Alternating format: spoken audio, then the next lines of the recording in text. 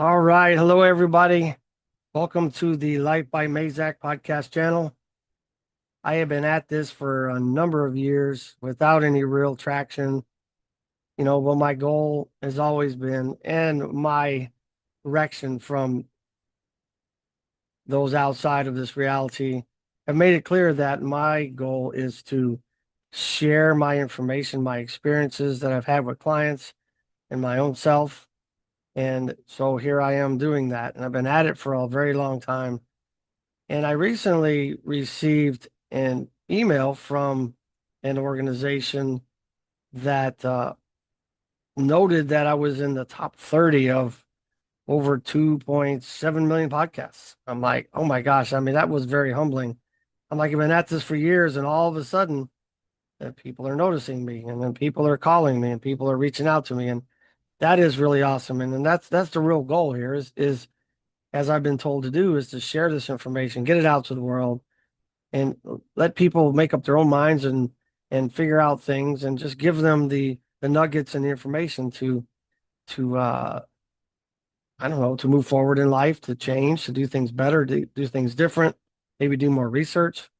But this particular platform, it you can look, I guess, by the host, the location of the podcast, the demographics, and lots of different things. You can check on emails, you can reach out to them, you can pitch to them, and it doesn't take very much time. So when you get a chance, say go out and look at or visit millionpodcast.com and you'll see I am number 30, which like I said is very, very humbling and never imagined I would ever be in that position. Maybe one day be number one. I don't know. But I really enjoy doing this, and I don't do this with any scripts. I like to run these things with ideas, experiences that I've had, conversations that I might have had, meditations, anything that really brings to light something worthwhile talking about and sharing it with you, and not to prove anything, because let's face it, we're all common men, even if we had the money and the time, and we would never have the authorization to go outside of our regular life to see what the truth really is. So we have to kind of just work on our own ideas, do our own research, do our own meditations, talk to people, and really come up with our own truth. 'Cause my truth is not your truth. Your truth is not my truth. It all happens in this space between our ears, right? Right here, between this ear, and that brain that never sees the light of day. It just relies on inputs from five senses, probably more. If you look at things like I do, the psychic work and the mediumship work, so there's got to be more senses than five. However, all of it gets it get input into this gray matter, white matter, all that stuff here in your skull, and your reality is created. So therein lies what your truth is, right? So I have this friend. I call him a friend, although I've never met this man. He lives in Nigeria, and he was born and raised there. Speaks really good English. Speaks English well. I better say that right, right? You English teachers out there are going to slap me upside the head. We have talked probably for the last, I don't know, I want to say almost 4 years. And he originally reached out to me because he had a lot of interesting gifts, things that was happening to him, and he didn't understand it, and he wanted to make some sense of it. And that's usually what the kind of clients I get that come in my door, well, not my door literally, but come into my life, and they just really want to figure out what it is that's going on. So we've been talking for a very, very long time. I talked to him. I called him yesterday. Yes, yesterday. And it was probably his next day, of course, but it doesn't matter. There's quite a distinct time difference there. And the conversation started like really kind of slow, and he didn't, he originally said he didn't have a whole lot of experiences or things to talk about.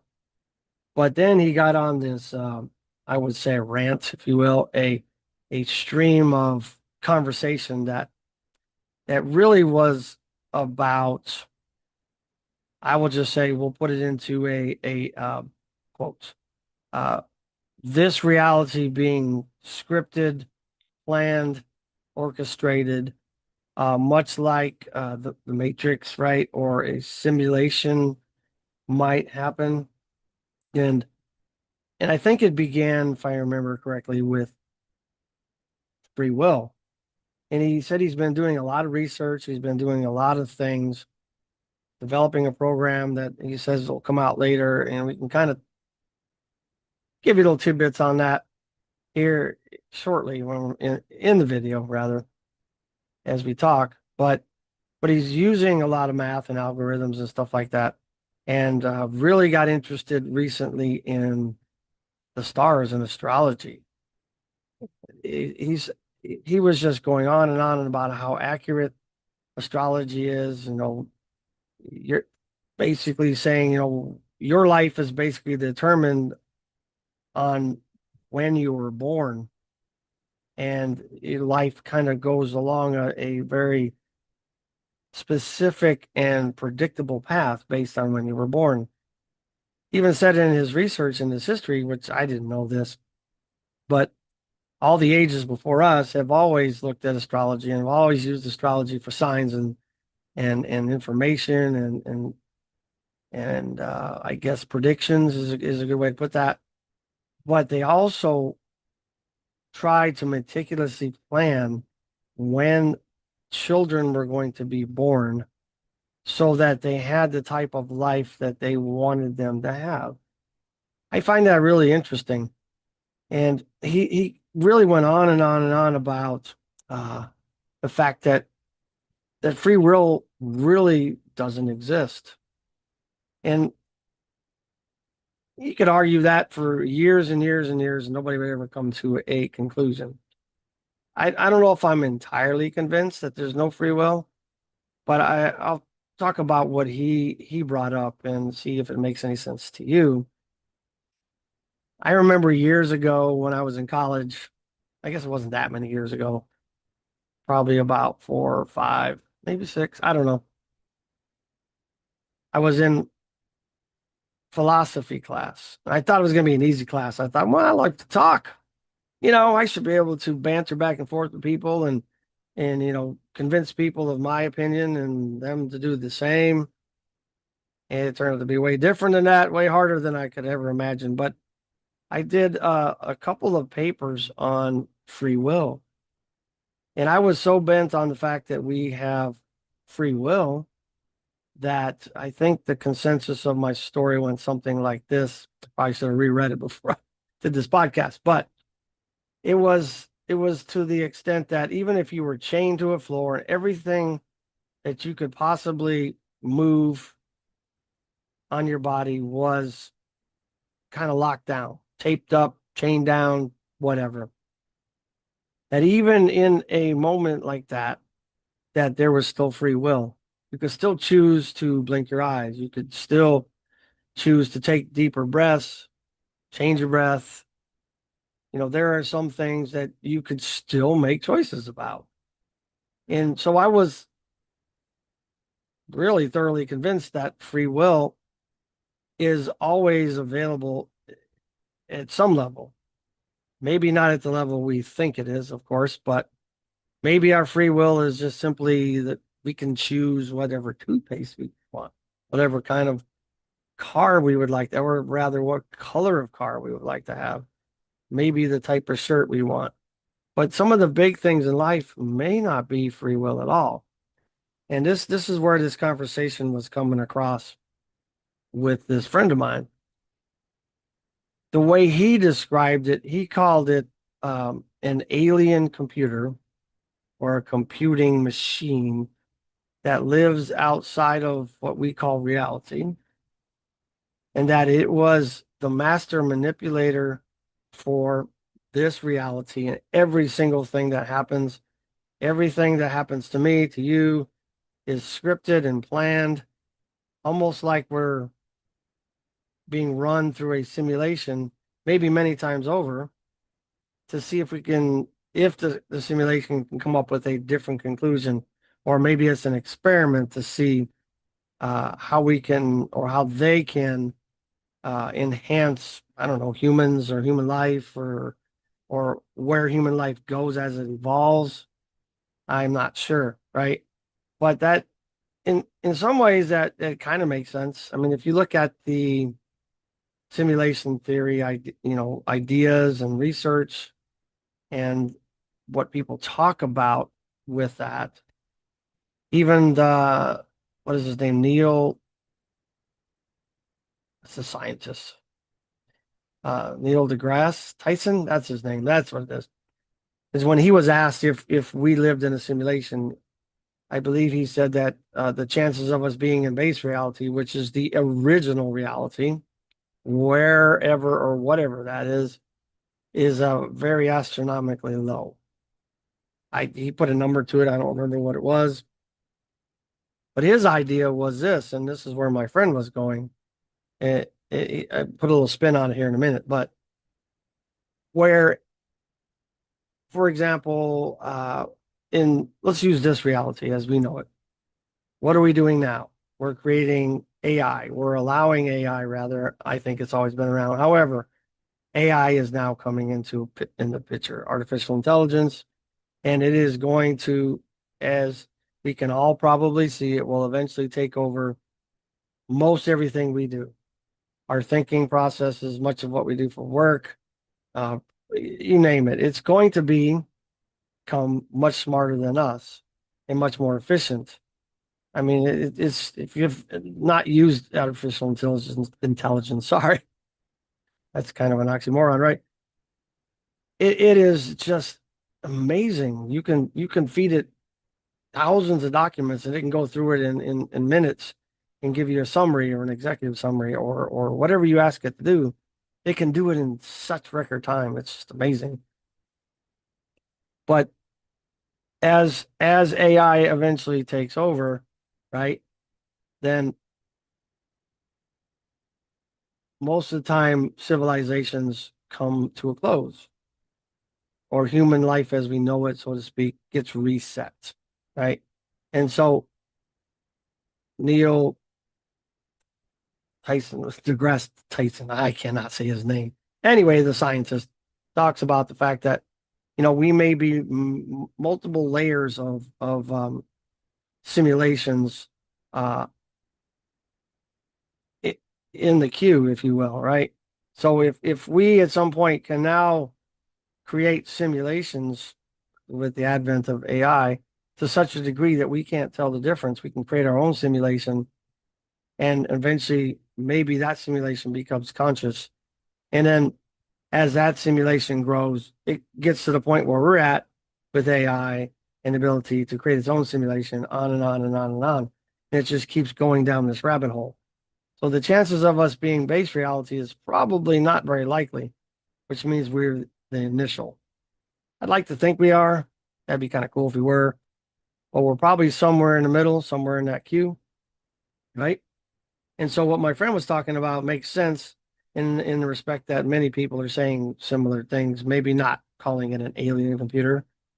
Uh, I have seen in some of my meditation journeys what appears to be very large reality generation machines and just this amazing metallic and technological and electronic type device or devices or whatever you want to call it. It's huge that creates realities.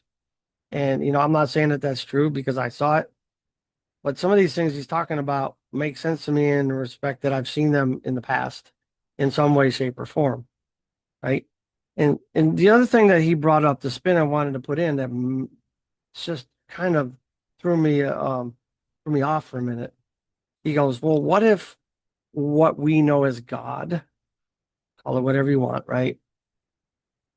The creator, the ultimate creator, the designer, the divine, whatever. But in his words, what if God also doesn't have a choice, doesn't have free will, and that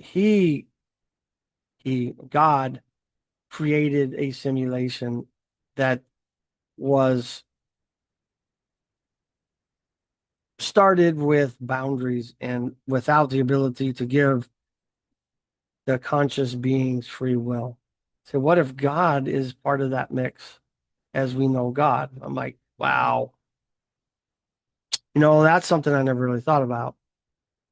Uh, we could argue about God who created us for an eternity as well, just like we could argue about free will for an eternity, right?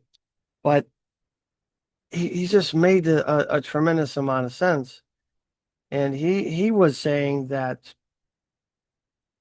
he's developing a program that can predict and has predicted with great accuracy his life, at least.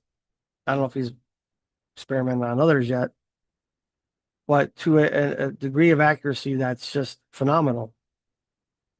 And I know he's not the first one to do that. And maybe his program is going to be similar. But when I was Googling that, put it in the search bar while I was talking to him, there's a lot of people doing that. You got things like gematria calculators and on that use math as the basis for predictions and predictability and seeing the future. I don't know if he's perfected that or anybody's perfected that to see the past. However, it'd be an interesting experiment to go back and check your program or your design on things that did happen in the past so you can validate it, right? Perhaps he's going to do that. I don't know. That'd be really cool. But he brought up a story. He brought up a lot of stories from the Bible. And the Bible is, once again, we're not going to argue about the authenticity of it, but there's a lot of interesting things in it that he brought up. And one of the things he brought up, he says, what if the Tower of Babel, remember that story, that the inhabitants or the human beings at that time of the story were building a tower to reach God or to reach whatever information. I think that's what the story's about. They were probably getting too close to knowing the truth. And God, in this story, confused their languages.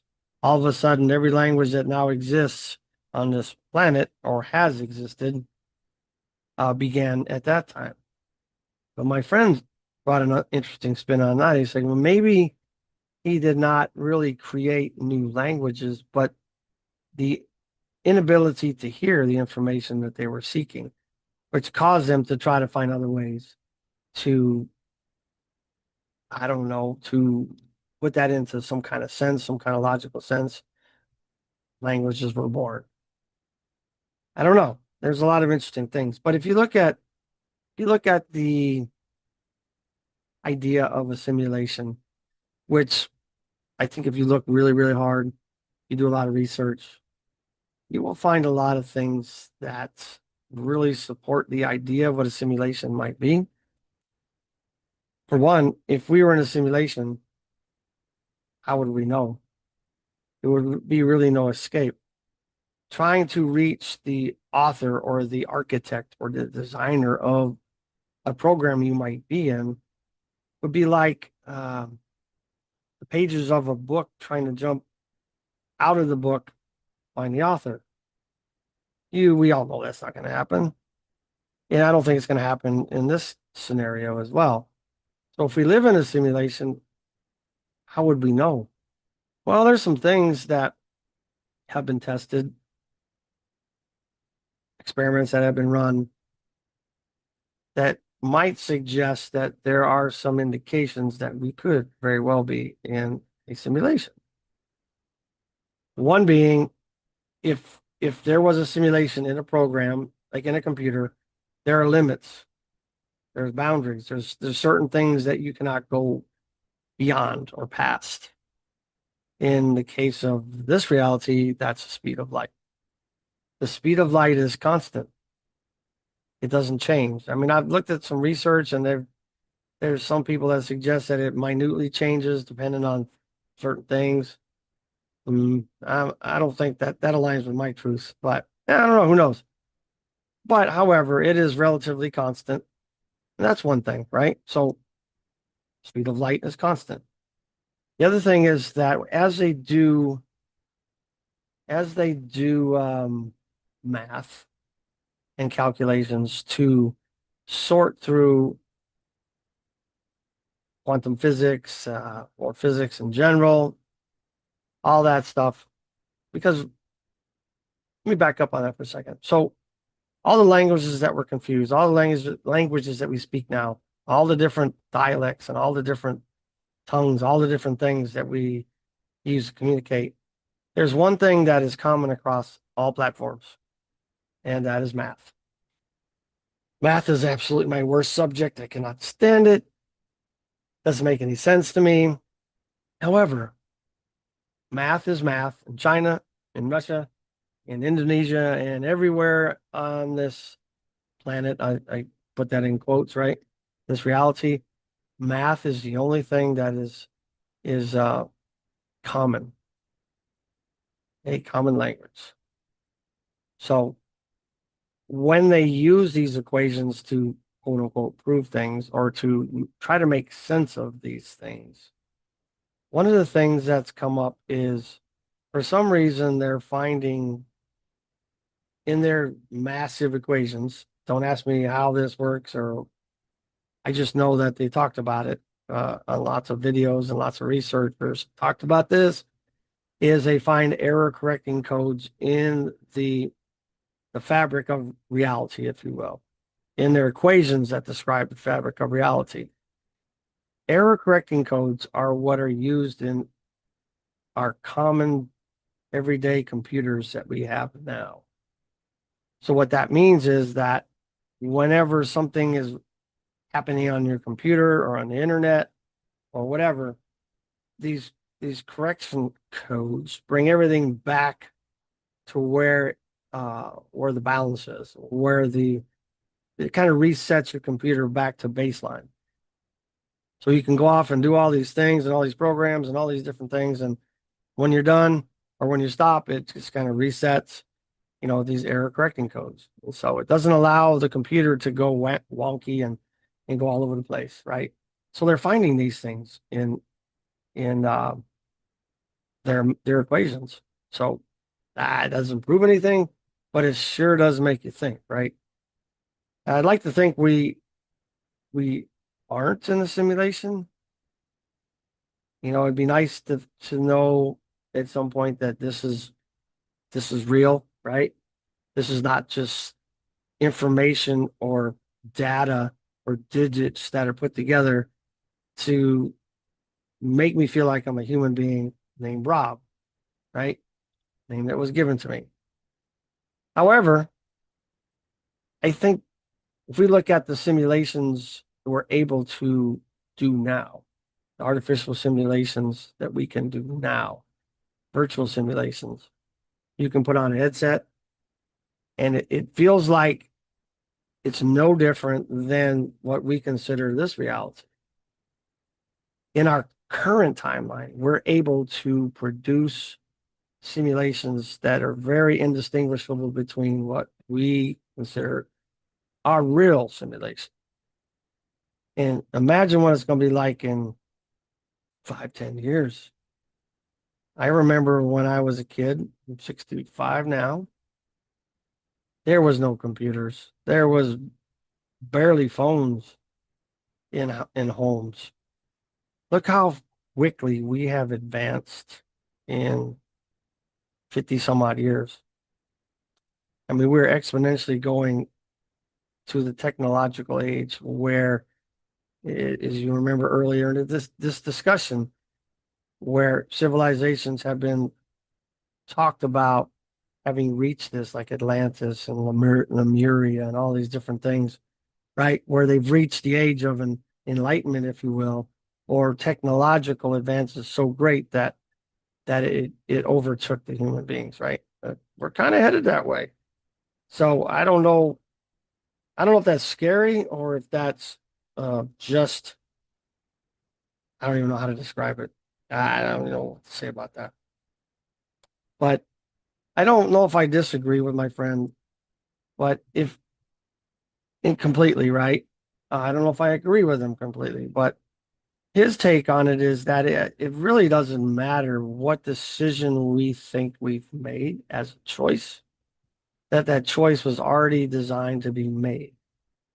It's sort of like that line in The Matrix when that woman that was the psychic, I can't think of what they called her, but when uh, Neo went to see her, uh, I remember the phrase went something like, "You did not come here to make a choice. You came here to understand why you made the choice." That's a very powerful statement. Even if you look at research that's being done using brain scans and EEGs, looking at the activity. Sorry, hit my mic. Looking at the activity of the mind and the different parts of the mind that are responsible for making decisions. I don't know what part of the brain or mind that is, but in all the studies I've looked at, I found that as many as 7 seconds before a decision is realized, if you will, by the conscious mind, which is the really smart part of the activity of our brain, right? Our mind, up to 7 seconds before that happens, a decision is already made. And in that case, if that's true, if that science is true, which I do believe it is, are we really making the decisions? Or are the decisions being made somewhere deep in our subconscious, somewhere from without us, outside of us? Are we simply the receiver? Are we just simply the character that's being fed information and making that character believe that they have free will and that they can decide and they can actually make decisions and choose things? Oof, that's kind of deep right there, right? It seems like the more time goes on, the more science is proving the metaphysical and the spiritual ideas. And it's also showing us that really we're all saying the same thing, we're just using different terms. I mean, think about that for a second. If I talk to you about a metaphysical journey I had through meditation or some kind of random download or message I got, and and it's accurate, for example, which most time it is, but how can I prove to you where that comes from? How can I prove to you how I got that? How can I prove to you the method that I use? I can't prove anything to you about that. I can't prove to you any aspect of that. Now, the only thing that is very helpful and very relevant is when I'm the message is for somebody else and it makes sense to them and it's helpful to them. It's great. But that doesn't mean I know where it really comes from. I have my ideas, I have my thoughts, I have my beliefs, I have my truth, but that doesn't mean that's where it's coming from. Where is this coming from? I don't know, right? I don't think we'll ever really know, being alive, what our real, let me back up. I don't think we'll ever know what our reality truly is. And I think I can speak for all of us here that the hope is that when we get to the other side of this life, that we can actually get a glimpse back and go, ah, that's what it was. So that we can have some kind of closure. Right now, we don't really know. Here I am talking about these things, but I don't know. I asked my friend, I said, "So you believe in the stars?" I said, to me, they appear to be fixed. They haven't changed in centuries. If we're hurtling through space, right? Spinning around the sun, spinning around the axis, hurtling with the Milky Way through the galaxy as it's expanding at 75 kilometers per second or something like that. I don't remember. You would think that the sky would change every day, or at least some over the centuries. However, they really haven't. I used to be a navigator long ago, so I mean, I can't speak to that complete truth, but every time I look at the sky, every time I talk to an astrologist, they use the same stars in the same positions, you know. So I asked him that. I said, "Do you really think there's anything out there the way we're being told there's something out there? Is there really space? Is there really planets? Is there really stars? Are there really suns? Is there really life out there? Or are we just in this little silo of an experience that's being orchestrated for us?" Well, he didn't really have an answer. I mean, but he did go back to the Bible and say that it's been used so many times, right? And with great accuracy. So if it's been used for eons and ages and all that stuff for for great accuracy and wisdom and all that, then they probably haven't changed. I don't disagree with that. So it is a bit of a struggle to kind of think about this. It is a challenge to kind of bend your mind a little bit to go, am I really a character that I'm playing in some kind of simulation, maybe some kind of game? Hopefully, not an NPC, a non-player character that just does the same thing all the time, right? But at least maybe we have consciousness. Well, consciousness can be described lots of ways, but the base definition is you're aware that you exist. I'm aware of me. I can see me. I can see myself in the camera now as I'm right. I can experience me. In my opinion, my primary opinion, through my experience with working with others, doing hypnosis, doing all those things, I believe, primarily believe that we do come here to, in an agreement, perhaps contract, in some type of agreement to have an experience or experiences. And we choose the life or we're given the life, either way, maybe voluntold, not volunteered, but that we come here knowing before we get here, get into this meat suit to have an experience that we're going to hit certain milestones, certain mile markers in life that are inevitable. They're going to happen. Doesn't matter. It's that in between part that gets slushy. And that's where I think free will or decisions happen. I do believe it's a mix. That is my opinion based on my experience, based on all the stuff I've looked at, all the people I've talked to, all the above. I think it's a mix. I do think there is some free will, perhaps how fast or slow or not at all we get to these mile markers. I don't know. However, I do really think that being human, having the opportunity to exist, to have pain, to know love, to know hate, to know joy, all these things are just incredible. Sometimes they feel like they really suck.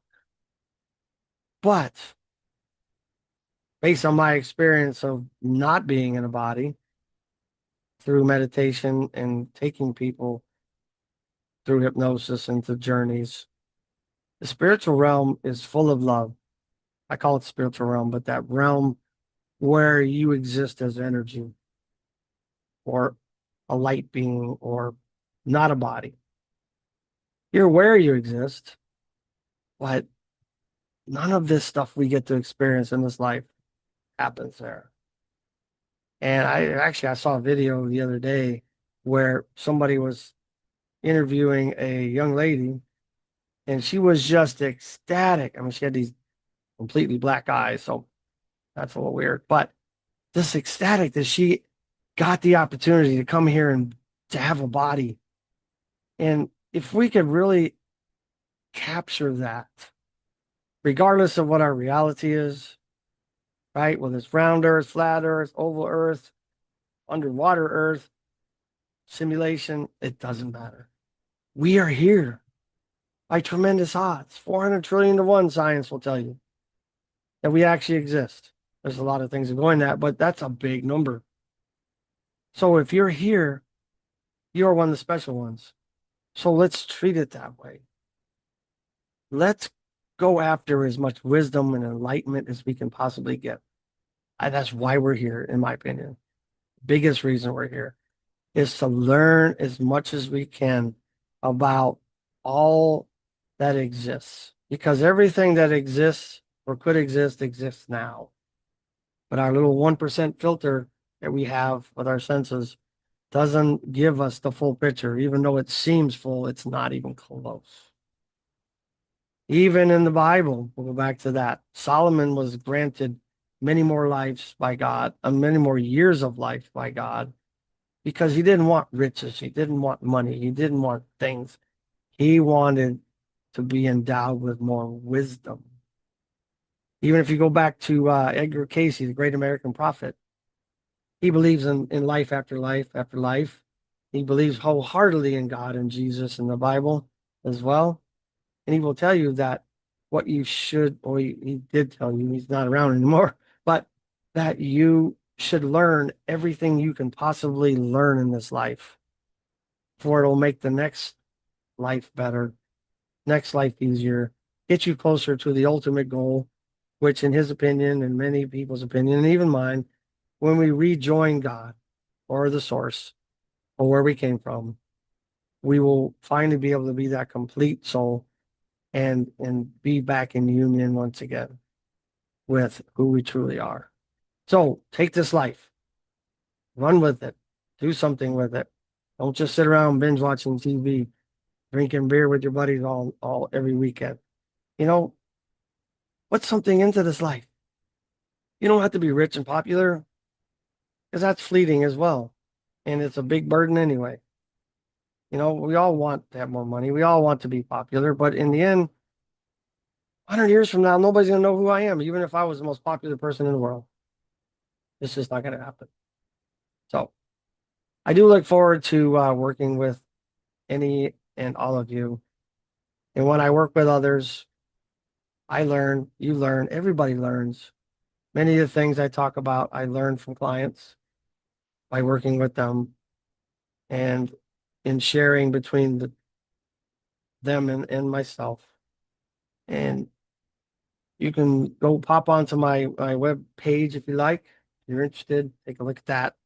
Lightbymazek.com. I do lots of cool things, and I really look forward to hearing from you guys and working with you guys. And hey, let's live our life.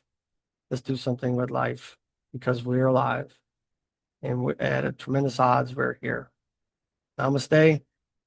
Stay strong and live your life.